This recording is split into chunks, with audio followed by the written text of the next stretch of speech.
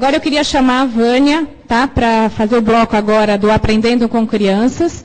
E gostaria de dizer também que a Ana Luísa, né, e o Dr. Antônio não puderam estar aqui por problemas familiares, aí a Vânia vai passar essa parte agora, tá? Oi, Vânia. Bom dia a todos. Só um minutinho, gente, só vou adiantar para depois. Agora eu vou falar. Vou falar sem PowerPoint.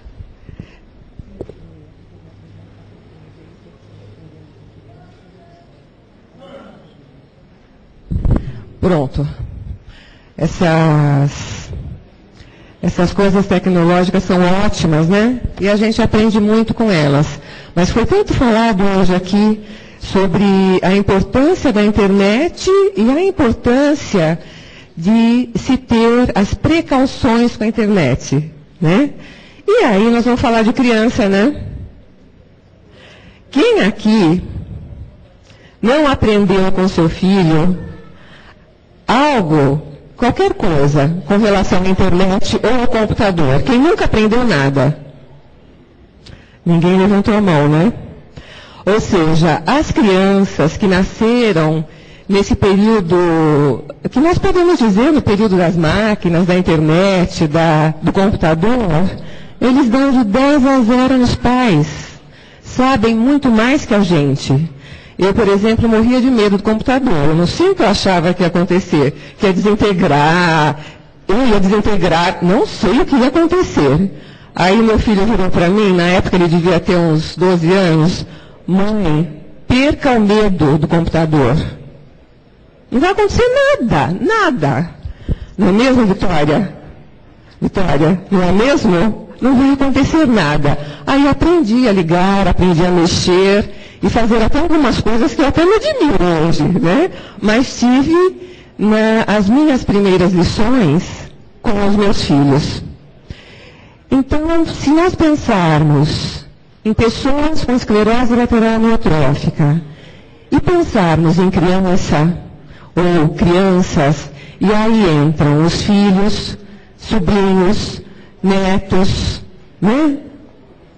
Amigos dos filhos, dos sobrinhos, dos netos, nós vamos ver que aprenderemos muito se conseguirmos colocar as crianças dentro da vida, no cotidiano, não é? Está aparecendo alguma coisa aqui? Tem como você fechar? Só para não, que eu não vou falar agora, por gentileza.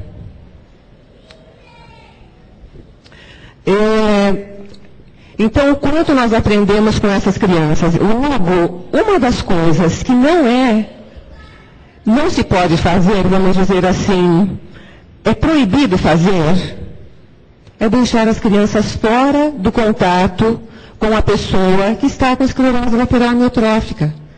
Precisa estar junto. É importante que a criança saiba o que está acontecendo com o vovô, com a vovó, com o papai, com a mamãe, com o tio.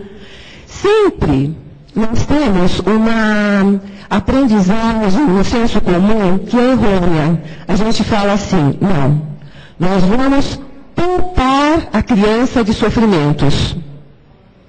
Então não vamos contar nada para elas. Vamos fazer silêncio e brincar normalmente com a criança, falar normalmente com ela. Mas isso não pode ser assim, porque a criança está lá ligadíssima em tudo que está acontecendo. E ela não vai deprimir mais, ela não vai sofrer mais se ela souber o que está acontecendo. Quando ela não sabe o que está acontecendo, e todos passam por cima, assim como se nada estivesse acontecendo, a criança pode entrar num processo depressivo, por exemplo, né?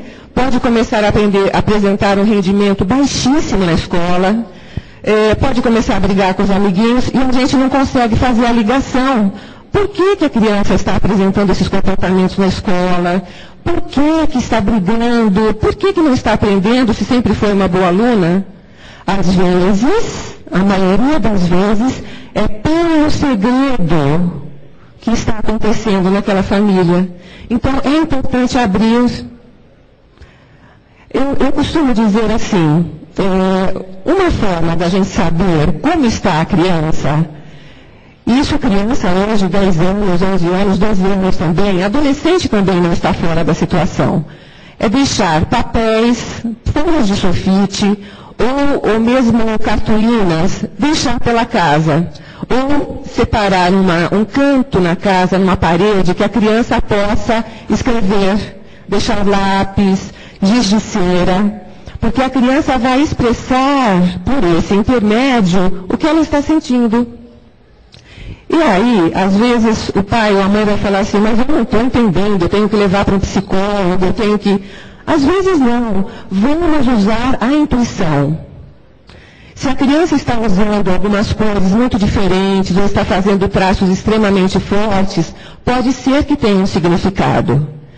E nós temos, lá no ambulatório de doenças, no ambulatório de ELA, nós temos psicólogas que podem também orientar tanto a família quanto a criança nesse momento difícil que é a vivência da esclerose lateral amiotrófica. Então é possível vocês fazerem este contato. Nós temos aqui a Dani, que é a Daniela Morgan, trabalha com a gente lá na neuromuscular, está sempre presente. Nós temos também a Paloma Mazota, temos a Aline Venelli e temos também a Juliana Fiola. E tem também o projeto Tutor, que é liderado pela Ana Steiner e pelo Antônio, que também dá um subsídio no domicílio das pessoas. Então, para fechar essa parte, eu diria que o mais importante é não esconder nada das crianças. Claro que nós vamos conversar na linguagem dela, né? Não vamos usar termos técnicos, porque às vezes nem nós entendemos os termos técnicos, não é? Então vamos usar um palavreado que ela possa compreender e não deixá-la, em hipótese alguma, fora desse contexto. Fora do contexto da doença que está afetando um membro da família. Não, vamos trazê-la. Então, por exemplo, eu já vi muitos bebês, a partir dos 3 meses, 4 meses, começam a fazer as gracinhas, né? Muitos bebês lá no colo do vovô. O vovô está com tráqueo, está com gastro, está lá na cama, e o netinho está lá em cima dele, escalando, né? E isso vai acontecendo aos poucos, a criança vai aprendendo a conviver com essa situação e vai conhecendo o avô desse jeito. Né? O que nós não podemos é poupar a criança de ver o avô assim. Porque, além de trazer o sofrimento para a criança, o avô também vai entrar numa depressão enorme, porque vai se sentir excluído da família, ou excluído daquele ser sagrado que chegou. Normalmente as crianças chegam para alegrar as famílias, não é? Eu ainda sou eu ainda penso assim, né? Meus filhos são adultos, estou com muita vontade de ter uns netos já, mas não tenho nenhum, né? Mas, você também, né? Mas as crianças dão vida. Hoje, por exemplo, né? Nós estamos com várias crianças aqui. Aí tem um no fundo brincando com a toalha da mesa. Né? Olhando, acho que para as garrafas de refrigerante, está brincando. Está presente aqui, está brincando. Às vezes parece que não está ligado no que está acontecendo, mas está ligadíssimo na situação. Então é um respeito à criança, à pessoa com ela e aos familiares. Trazer a criança para essa situação, que é a situação que está acontecendo. Que a gente não pode ficar fantasiando, imaginando que não está acontecendo, sendo que a realidade é aquela. Né? Alguém queria perguntar alguma... pois não. Cadê o microfone?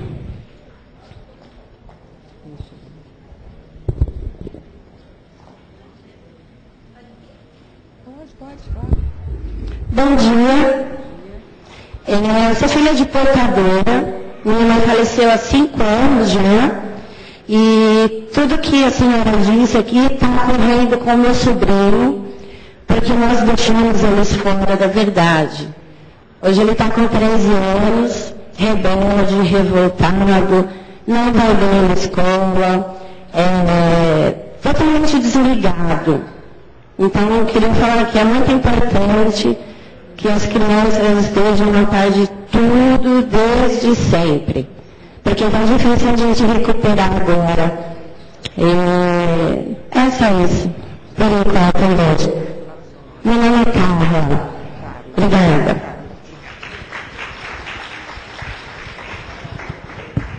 Vocês ouviram o depoimento, né? É bom quando a gente recebe esse retorno, assim, porque a gente fala, nossa, é verdade mesmo que eu estou falando. É verdade, né? Não é só pelo estudo que a gente sabe, a gente aprende assim, dessa forma, nós aprendemos juntos e também aprendemos a sonhar e querer realizar aquele sonho, né? Eu gosto sempre daquela música cantada pelo Raul Seixas, que se chama Prelúdio.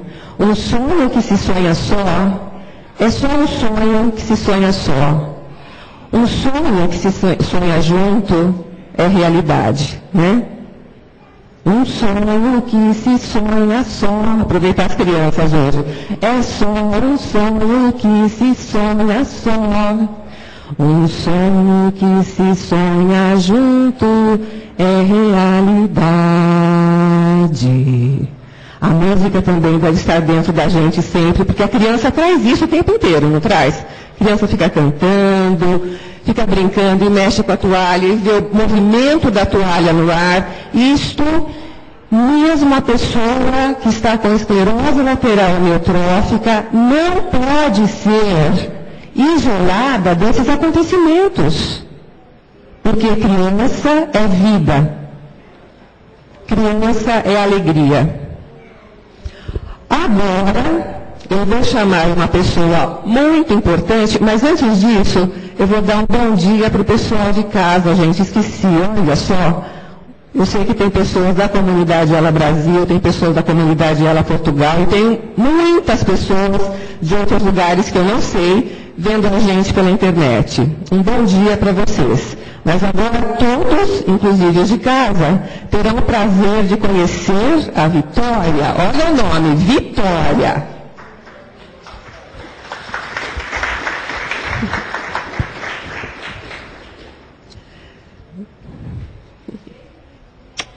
A Vitória é uma pessoa muito especial para a gente. Aliás, tem várias pessoas especiais, né?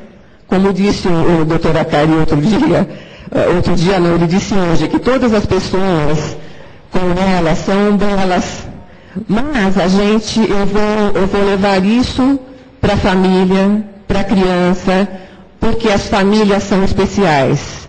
Inclusive porque conseguem conviver com uma doença que é extremamente difícil. Então, só sendo extremamente especial e muito belos. Então, nós estamos aqui com a Vitória, com umas flores lindíssimas no cabelo, gatíssima, que vai falar um pouco da vivência que ela teve com o tio Edgar, que inclusive esteve presente com a gente aqui, acho que na maioria das reuniões, e a Vitória esteve junto dele o tempo todo. Aí eu quero que você fale o que você quiser, como você quiser, sobre como foi esse período que você passou com seu tio. Tá bom? Bom, começando quando eu vejo fotos, assim, de quando eu tinha 1 ano, 2, assim, eu via já meu tio já tendo os sintomas da ELA. E eu sempre vinha aqui, eu vejo fotos eu sentava lá no fundo com ele, eu ficava abraçada, ficava vendo, eu não sabia quase nada. Eu sabia que meu tio não andava, só isso. Poucas coisas. Aí, conforme os anos começavam a se passar, eu começava a aprender cada dia mais com ele. A gente via filme, a gente dava risada, a gente via novela, a gente fazia tudo. Nunca excluído, assim, eu da vida dele e ele da minha. A gente sempre era muito amigo, muito junto. É por isso que você disse que é para deixar a criança ficar do lado da pessoa que tem a ELA. Porque se ela não fica, começa a ficar triste, assim, essas coisas. Eu também, eu ficava, porque eu via meu tio daquele jeito, Lógico que eu ia ficar triste toda hora, a gente chorava até, mas nunca na frente dele, porque a gente queria sempre que ele ficasse bem. E o sonho dele era que daqui a algum tempo tivesse a cura dela. Ele sempre sonhava isso, a gente sonhava tudo junto. Sonhava eu, minha avó, ele, minha mãe e minha prima. A gente era uma família muito unida. Vinha aqui nas reuniões, participava toda vez junto com vocês. E foi sempre isso que a gente fazia.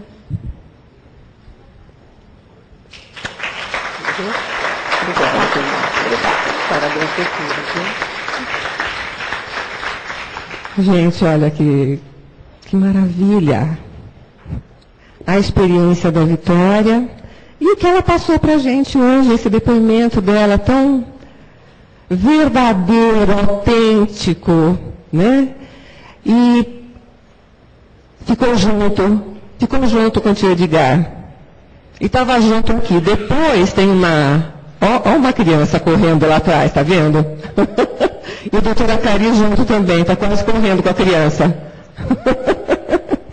Então, a gente agradece a Vitória, de coração, por tudo isso lindo que ela falou.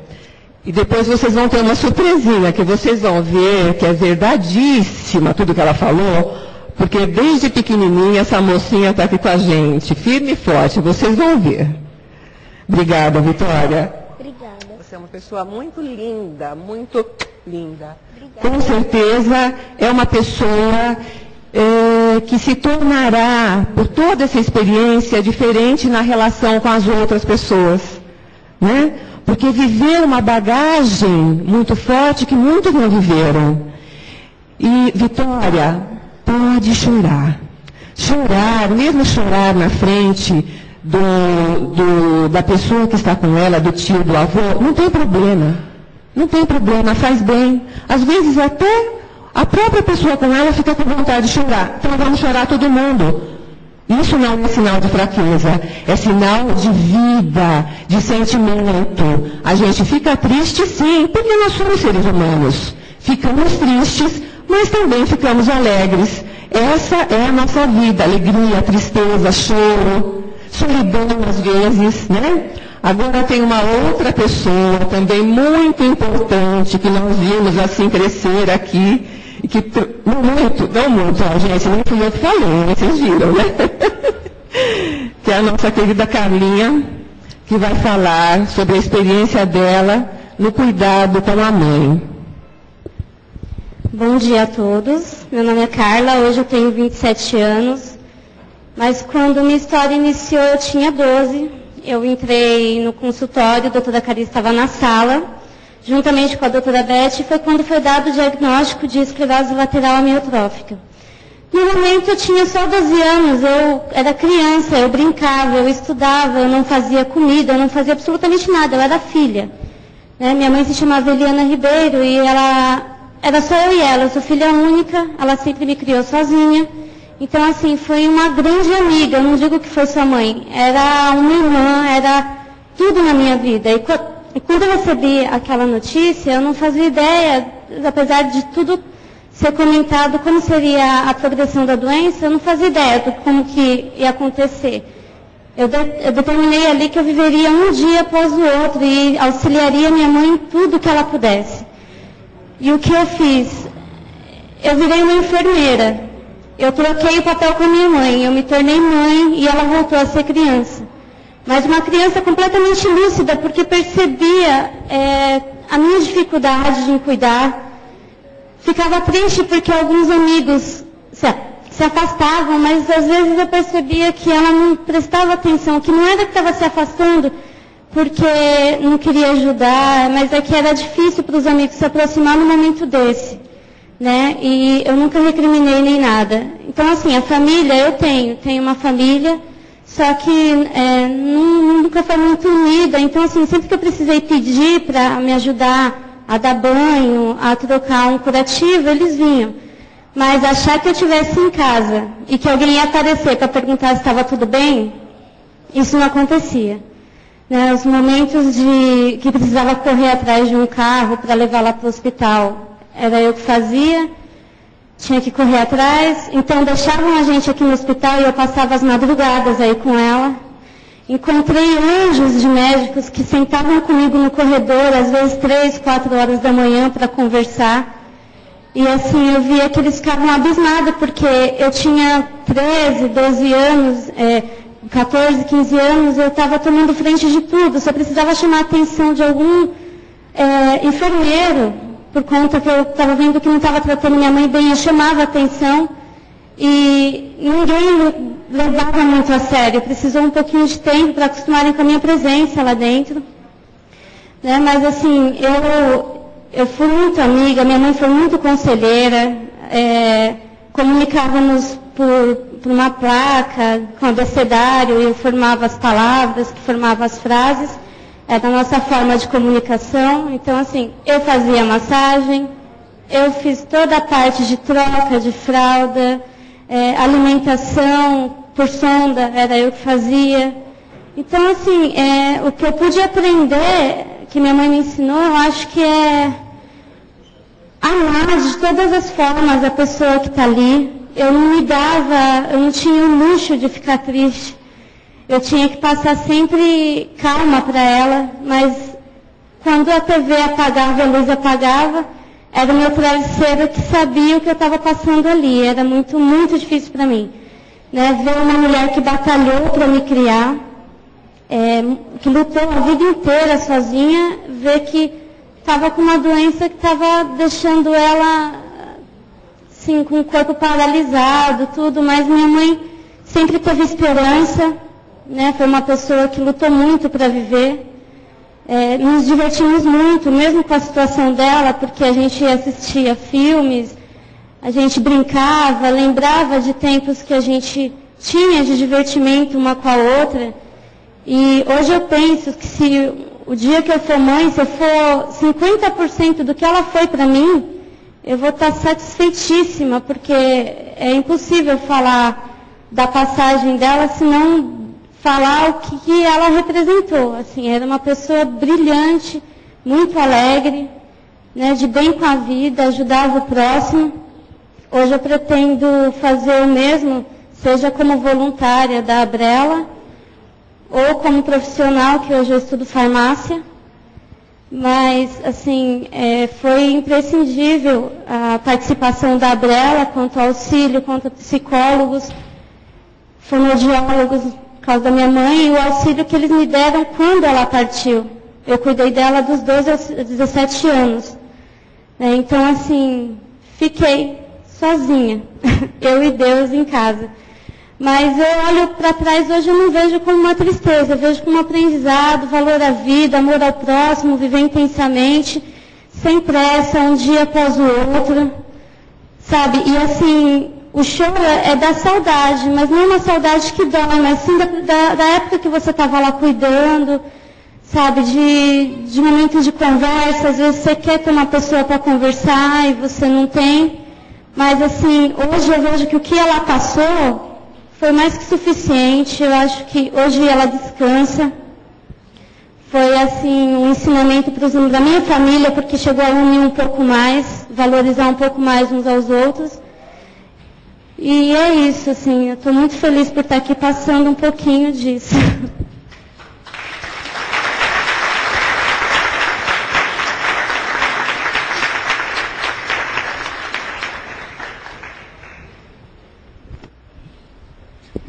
Eu estou trabalhando com uma área neurológica desde 82. Então já tem bastante tempo já. Em relação à esclerose planiotrófica, desde 85. Nesse período lógico, eu vi bastante pessoas, pacientes, cuidadores, familiares, mas eu posso dizer uma coisa, eu sou fã de uma pessoa enorme, linda. Essa menina é fantástica. Desde o primeiro dia no ambulatório, ela chegou como filha, na segunda consulta ela chegou como irmã, na terceira ela chegou como mãe, enfermeira, terapeuta ocupacional, fonoaudióloga, psicóloga, médica, amiga. Linda pessoa. A Helena, nem no dia, nem com dor. Ela não tem muita dor. Mas a Helena, além da fraqueza muscular, ela tinha muita dor.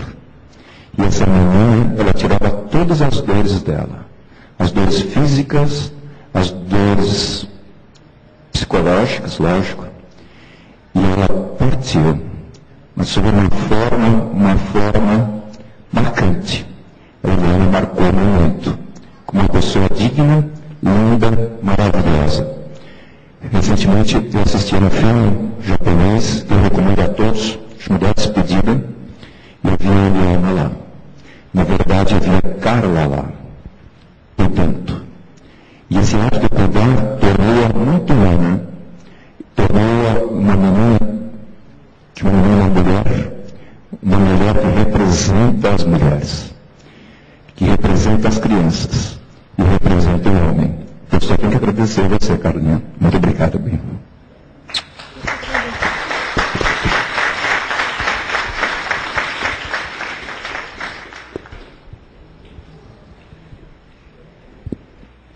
Em poucos minutos, né? Quanta aprendizagem hoje. A Vitória e a Carlinha disseram muito e viveram muito. E tudo isso elas podem hoje... Corrigir, não é a despedida, a partida, o filme.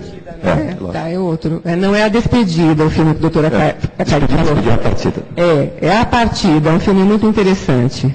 Mas agradecer de coração a Vitória e a Carlinha por terem tido força, vida, alegria para viver junto com a pessoa querida e hoje estar aqui falando para a gente dessa forma tão pura, verdadeira, gostosa de ouvir e que mexe com o coração da gente. Dá vontade de chorar, sim, ao ouvi-las, né?